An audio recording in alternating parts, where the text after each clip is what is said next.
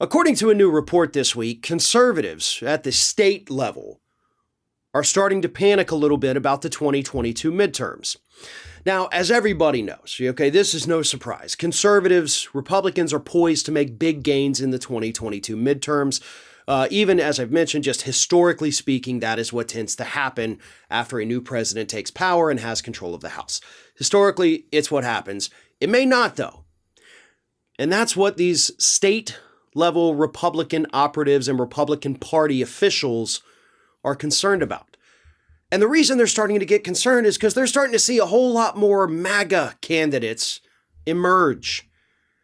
And of course, most of these candidates, who do not already hold office, are challenging Republican incumbents.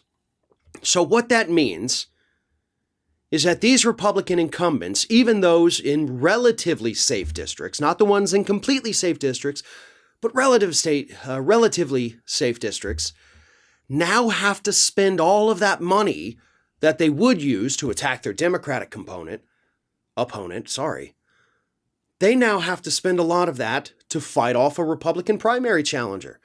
Somebody who will be running ads against them, charging that they're not conservative enough, that they're not loyal to Donald Trump, that they don't have the America First mentality that the rest of the MAGA movement has. And that's what's terrifying these local GOP leaders. They understand that if you drain a candidate's funds during a rough primary battle, it gives the advantage to the Democratic opponent. And vice versa, if it happened with Democrats, would give an advantage to the Republican opponent in most instances.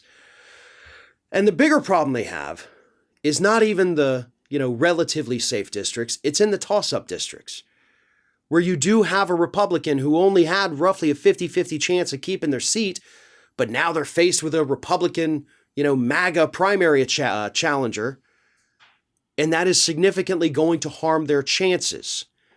So the moral of this story is that Republicans are probably going to make some gains in the midterms. Most likely, I have very little doubt, they're going to take back the House of Representatives as well. But as one Republican lawmaker speculated earlier this week, we're going to have a 70-seat flip. That's not going to happen. And it's not going to happen for multiple reasons. The biggest, of course, being that Donald Trump and his little hand-picked primary challengers are going to bleed certain candidates dry of money. And that's going to lead them to be exceptionally vulnerable during the general election. Maybe they can overcome it. Maybe they can't. But they're sure as hell going to be in worse shape because of what Donald Trump is doing. Because he's the one behind all of this. He is the one pushing these people in most of the cases.